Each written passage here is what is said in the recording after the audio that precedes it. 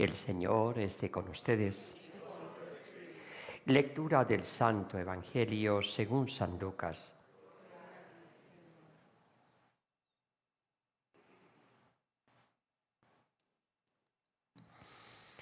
En aquel tiempo los pastores fueron corriendo a Belén y encontraron a María y a José y al niño acostado en el pesebre.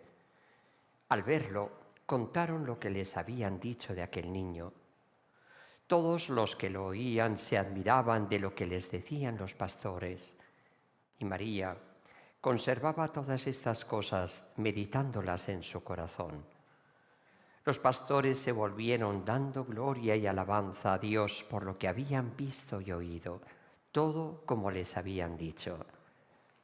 Al cumplirse los 8 días, tocaba circuncidar al niño y le pusieron por nombre Jesús, como lo había llamado el ángel antes de su concepción. Palabra del Señor. Per evangelica dicta deleantur nostra deleita. Uno no acaba de asombrarse de que conforme más nos acercamos a los grandes misterios de Dios, como que más simples, más sencillos aparecen. Estas narraciones son tan sencillas, tan fáciles de entender, que llegan tan fácilmente a nuestro corazón. Esa pregunta que yo suelo hacer a veces a la gente de que si tienen en su casa su Belén hecho, si tiene su niño Jesús. No, padre, es que en mi casa ya no hay niños. No lo he entendido. Los niños sí van a mover las figuritas y los niños van a acercarse a todo este misterio pues de esa manera. Pero eso está hecho para los mayores. La narración es muy simple, es, diríamos, como muy acogedora. Por eso conmocionó el corazón de San Francisco de Asís, saben que es el que promocionó de una manera especial la representación viva de lo que era el nacimiento, y de ahí se fue introduciendo en la Iglesia esa costumbre, estamos hablando desde el siglo XII, la costumbre de representar este momento de la Navidad, ¿no? ¿Por qué? Pues porque realmente toca el corazón y es muy bucólico y todo es como muy... Pero hay que leer entre líneas, hay que acercarse a ese gran misterio. San Lucas es técnico en esto, lo recoge todo de esta manera literaria, muy bonita. Como él mismo dice, todo esto lo he tomado de los personajes que han actuado en primera fila. En este caso, la única que ha podido contarle todas estas cosas pues ha sido la misma Virgen María. Qué impresión le estaba dando a la Virgen María todo aquel contexto del nacimiento. Guardaba todas estas cosas en su corazón. O sea que en su proceso de fe ella va conociendo, este es un proceso en el que ella nos va a enseñar como madre y maestra, que es un proceso que nunca acaba, siempre va en aumento porque el conocimiento cada vez es mayor. Y esto hace que nuestra adhesión, nuestra respuesta a Dios también sea mayor. Conocer es amar, nuestra respuesta a Dios es en amor, pero para eso tiene que haber este crecimiento en el conocimiento. ¿Bien? El contexto, ya ven que la Iglesia lo que hace es transportar esto a la liturgia. La liturgia nos va indicando, diríamos, los pasos que tenemos que dar en nuestra vida. La liturgia no solamente es para rezar, para esos momentos de más intimidad con el Señor, o como en todas las religiones, en un momento concreto de encuentro con la divinidad. Entonces voy a un templo dedicado a la divinidad, hago algunos actos, algunas oraciones. No se trata de eso, es una vida, es una transformación, es un camino, es una experiencia nueva. Y entonces en la liturgia se me va indicando, repito lo que les decía al principio, estoy en el mundo, pero no soy del mundo. Soy luz para el mundo, un mundo que desconoce, que no se construye sobre la realidad de Dios, y ahí voy a darle yo una noticia nueva. Por eso yo tengo que saber de dónde estoy pisando, ¿no? La liturgia me va indicando este camino, cómo ha de ser, diríamos, interpretado, cómo ha de ser vivido. Por eso es cuidadosa cuando nos trae, como ahora estamos viviendo la octava, no es un capricho de la Iglesia. La octava aparece ya aquí en la Revelación. Ya ven que en San Lucas aparece el momento del nacimiento. Los pastores sabemos que fue esa misma noche que estaba hablando de que estaban cuidando a sus rebaños, etcétera, y ahí mismo es donde tiene esta experiencia y van corriendo a Belén. No, eso ocurrió la misma noche. Y de ahí salta a los 8 días a la circuncisión del niño, como estaba mandado por la ley. Entonces, diríamos, este bloque de los 8 días es lo que hemos vivido. Bien, claro, en ese bloque voy profundizando, como digo, en los misterios que vamos viviendo, ¿no? Entonces, todo tiene su sitio, todo tiene su lugar. Los pastores, y esto insiste, volvieron dando gloria y alabanza a Dios por lo que habían visto y oído, todo como les habían dicho. ¿Quién les ha dicho? Les han dicho los ángeles, pero los ángeles no les han dicho solamente que ha nacido, sino que los ángeles, el cielo, se ha revelado. Tenemos todo el Antiguo Testamento. O sea que está de alguna forma diciéndome cómo ellos han corroborado lo que ellos, gente sencilla, pero gente devota, gente judía, religiosa, asistirían a su sinagoga, etcétera, todo lo que ellos conocían, todo tal y como se les había dicho. Y de esta forma tan simple, por eso a veces Dios nos desconcierta, porque es cosas tan grandes las que nos anuncia, pero luego lo vemos en la realidad de una forma tan simple, realizado, que nos quedamos un poquito como, pero es así, Dios al tiempo es la complejidad infinita y la simplicidad infinita. ¿Ven? Y ellos, repito, se sienten llenos de haber corroborado la realidad de ese Dios fiel, ese Dios que es fiel a sus promesas y que ha cumplido, y Él lo ha cumplido de esta manera, ¿no? Poner el nombre que tanto se insiste, pero no se hace caso. Poner nombre en la Sagrada Escritura significa dar vocación. Le pondrás por nombre Jesús, ya les había dicho el ángel, porque Él salvará a su pueblo de los pecados. O sea, Jesús significa Salvador y me está diciendo cuál es la misión de Dios encarnado: salvar. Jesús viene a salvarnos. ¿Ven? Jesús no viene como un líder político o un líder religioso o un líder ideológico o un líder filosófico a decirme, mira, esto es así, por allí, por de esta manera, de la otra. No, Él es la salvación.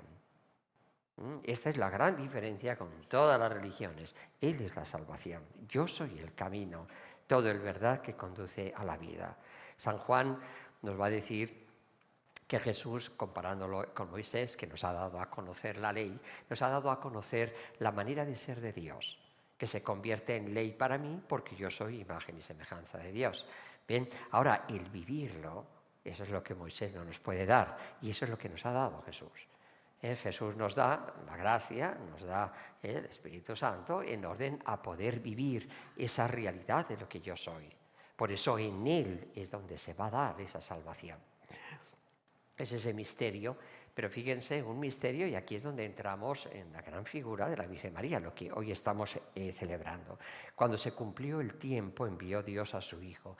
Dios no está en el tiempo, Dios está en la eternidad.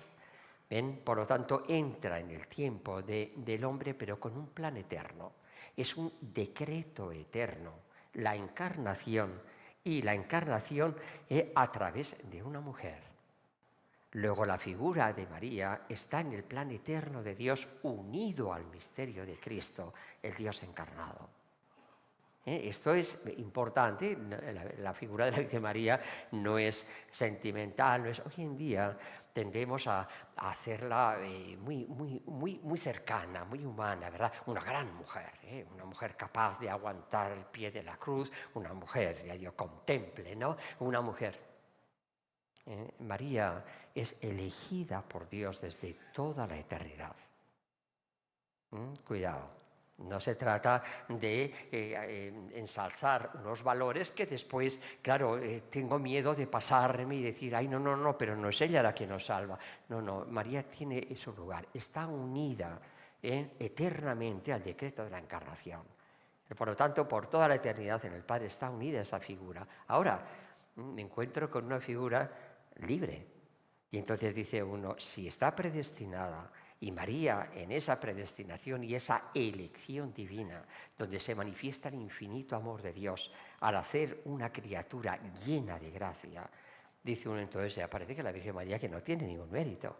¿Dónde está su libertad? Aquí está el problema. María es, no voy a decir el término infinito en otro sentido, pero infinitamente libre. ¿Por qué?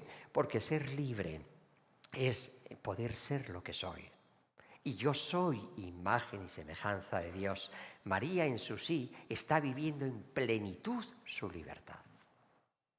Por eso es el encuentro de la gracia infinita y misericordia infinita de Dios, porque si no caemos en el pelagianismo de pensar que no, que nosotros ponemos una parte. Y hay ciertas canciones donde ponemos a la Virgen María como que Dios quedó cautivado de la santidad de la Virgen María y como que no pudo, ¿verdad?, aguantarse, tenerla por madre. No. Teológicamente eso es insostenible, entonces a veces en las canciones nos dejamos llevar por el corazón, pero eso teológicamente es un disparate. Bien, como si primero fuese su santidad, su ser buena, y por ser buena ahora Dios hace... No, es Dios quien le hace buena. No hay más bueno que Dios. Dios es la que la santifica y Dios es la que la dispone para ser madre de Dios y la dispone en esa plenitud de gracia. Por lo tanto, ahí se manifiesta el infinito amor de Dios hacia la criatura, que no tenía por qué tenerlo, totalmente libérrimo. Dios quiere salvarme, quiere mi salvación, quiere el abrazo conmigo y lo va a hacer a través del hecho de la encarnación. ¿Bien? Por eso, ese infinito amor manifestado en esa mujer. Ahora, se encuentra con una mujer, pero vamos a ver, ¿Dios nos ha hecho libres o no nos ha hecho libres? Y aquí, repito, es donde está la clave. Yo interpreto la libertad más bien como el libertinaje. Confundo la libertad psicológica con la libertad moral. ¿Bien? La libertad psicológica es, ¿puedo hacer? Sí, pues o lo hago o no lo hago, según yo quiera. ¿Bien? ¿Puedo abortar? Sí, hay médicos que lo hacen y encima me pagan por ello. Pues muy bien, ¿puedo hacerlo? Entonces, ¿está en mí? Sí o no. Eso es una libertad psicológica. Ahora, las consecuencias de libertad moral es tu condenación. ¿Lo ven? O sea que la libertad moral y la libertad psicológica no es lo mismo. Entonces, la libertad, la que Cristo viene a darme, vengo a haceros libres, es la de yo poder ser lo que soy. ¿Y qué soy? Imagen y semejanza de Dios. Cuando yo obedezco sin fisura ninguna al plan de Dios sobre mí, soy infinitamente libre. Esa es María. Por eso la grandeza de su libertad está en vivir esa experiencia de ser, he aquí la esclava del Señor, hágase en mí según tu palabra. ¿Qué tengo que no haya recibido? Y esto es importantísimo porque esto es lo que se convierte en madre y maestra. Aquí es donde, por una parte, por su elección, Dios va a hacer que sea madre espiritual en el orden de la gracia, de todo redimido. Bien, por una parte, esta condición, y por otra parte, va a ser maestra, me va a enseñar en qué consiste, y ese es el Magnificat, cuando dice que todo el que se abra de esta manera a Dios, Dios va a poder hacer sus obras en él, pero que el soberbio no espere nunca recibir nada de Dios. Bien, precisamente aclara esto, porque esa es la esclavitud. Que es lo que Cristo le tuvo que aclarar a los fariseos. Y les dijo, nosotros somos hijos de la libre, vosotros sois esclavos de vuestros pecados.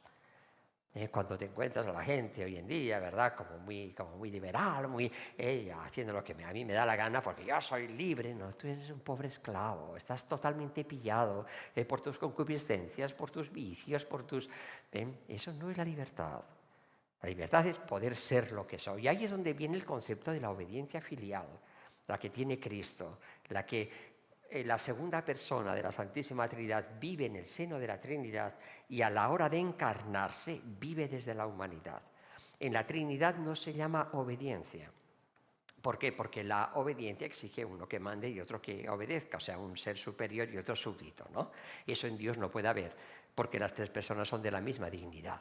¿Ven? Pero como dice San Juan, estar vuelto al Padre, mirando siempre al Padre, que es lo propio del Hijo, por eso siempre es Hijo, siempre es Hijo porque siempre se está mirando venido del Padre, por eso Él todo hace como ve en el Padre, eso es lo que dice San Pablo, ser imagen de Dios. ¿Ven? lo que es una imagen en un espejo, pues eso es lo que es el Hijo. Ahora, ese Hijo al encarnarse, desde la humanidad, a esa actitud llamamos obediencia. Es la obediencia filial. Jesús, cuando va a la cruz, lo único que hace es mirarse en el Padre. ¿Qué hace el Padre en la Trinidad? Salir de sí totalmente y entregarse al otro. Por eso se llama Padre, porque infinitamente y por toda la eternidad está dando a luz a un Hijo. ¿Bien? El Hijo es Hijo porque infinitamente y por toda la eternidad está recibiendo todo del Padre.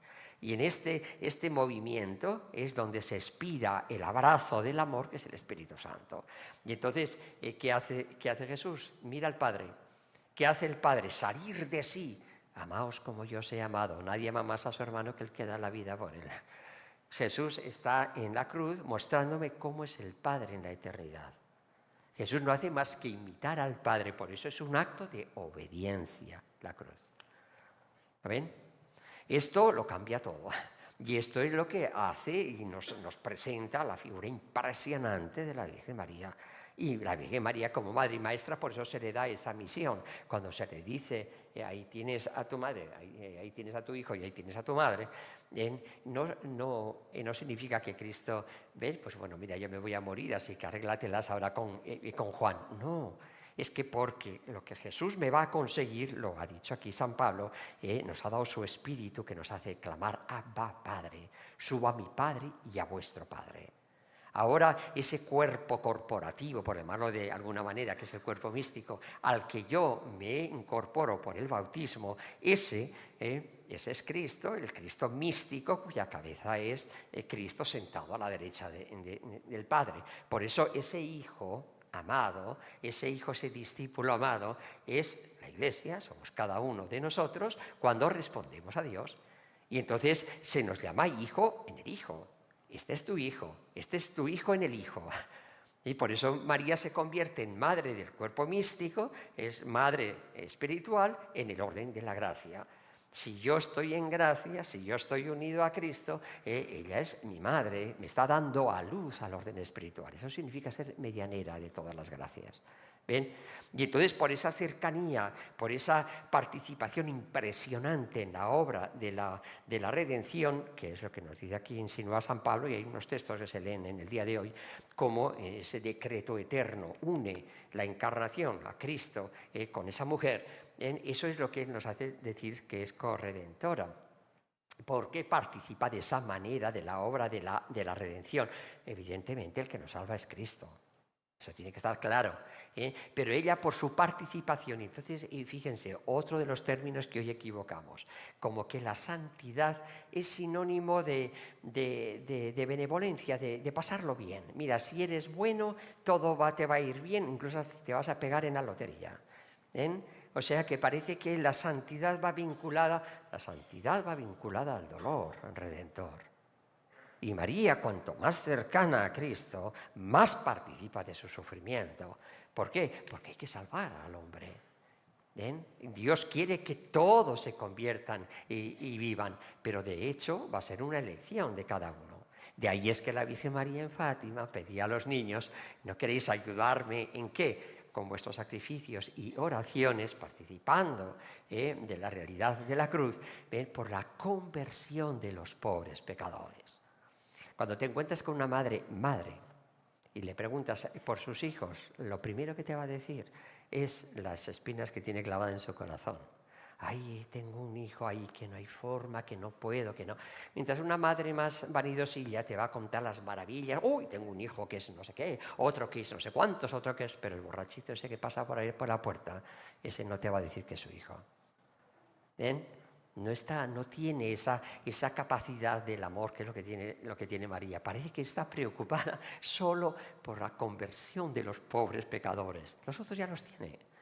¿Ven? Esa es mi preocupación, esa tiene que ser mi preocupación. Esa es la gran figura de la Virgen María. Este año, como digo, por una parte, y esto que estamos diciendo, precisamente esa es la Virgen de la Providencia, esa es la Virgen del Perpetuo Socorro, esa preocupación en el aquí y ahora. Dios ha entrado en la historia del hombre y María va a vivir esa historia precisamente por su unión, su vínculo en la obra redentora. ¿Bien? Y de ahí vienen todas estas advocaciones que nos hace sentir a la Madre de Dios cerca de nosotros. Hoy celebramos María, Madre de Dios y Madre de la Iglesia, es decir, Madre de cada uno de nosotros. ¿Ven? Por esto que les digo, esa realidad de un Cristo físico y místico, que es el mismo Cristo, y de los dos, del uno, porque solamente es uno, la Madre es María. Pero va a estar en función de esa respuesta nuestra. Es curioso, porque a veces hablamos de que todos somos hijos de Dios, todos somos hijos de María. No, ¿ven? Somos hijos de María en el orden de la gracia. Y somos hijos de Dios, como nos dice San Juan en el prólogo, a los que lo aceptaron por la fe, o sea, los que aceptan a Cristo como camino, verdad y vida, a eso les da poder de ser hijos de Dios. Luego, el ser hijo de Dios no depende, diríamos, solo de Dios. Por su parte, Dios ha muerto por todos y nos ha dado el Espíritu a todos. Pero ahora viene mi respuesta. ¿Ven? Un día, por lo tanto, importante. Lo unimos al de ayer, que era un día de examen, de ver cómo ha ido el año, y ahora un nuevo renacer, un nuevo comenzar. Por eso es importante empezar con nuevos bríos, sabiendo la cercanía de esa Madre del Salvador, sabiendo siempre con esa esperanza, ¿no?, de que por parte de Dios todo está realizado y que nunca nos va a faltar las gracias que necesitamos para poder dar la respuesta adecuada. Este año tenemos la prerrogativa especial precisamente de que tenemos cercanos 2 jubileos que tienen que ver precisamente con la Virgen María. Uno, el de la Providencia, que ya hemos comenzado, y otro, el del famoso tema de los 5 primeros sábados de mes, el mensaje de Fátima, que comenzó este 10 de diciembre. Y ahora, el sábado que viene, vamos a tener pues, el primer sábado del primer mes del año y el primer sábado del primer mes, precisamente en este contexto del jubileo por los 100 años de esa petición de la Virgen María. Un acto reparador que se interpreta como un acto consecratorio. Participo del dolor, y ahí es muy curioso, porque ahí es donde aparece todo esto. Aparece por primera vez en el corazón de la Virgen María con una corona de espinas. Es decir, participando plenamente del dolor, diríamos, salvador de Cristo, del sacrificio en redentor. Y aparece con una corona de espinas como nunca había aparecido en la historia de la devoción al Inmaculado Corazón. ¿Ven? Aparece, este es el distintivo de Fátima. Se le ha dado mucha importancia ahora en el centenario para recordarnos de qué se nos está hablando y cómo se da nuestra participación en el orden del sacerdocio de Cristo. Nosotros somos parte de ese Cristo inmolado por la salvación de los hombres. Y esa es la participación sacerdotal del pueblo de Dios. ¿Ven? Por eso hay que romper un poco ese esquema del egocentrismo en el que nos movemos. ¿Ven? Aquí soy yo y nada más que yo. Y se me olvida que yo estoy todo entero por ser amor proyectado hacia los demás, como lo es Cristo. Nadie más a su hermano que el que da la vida por él.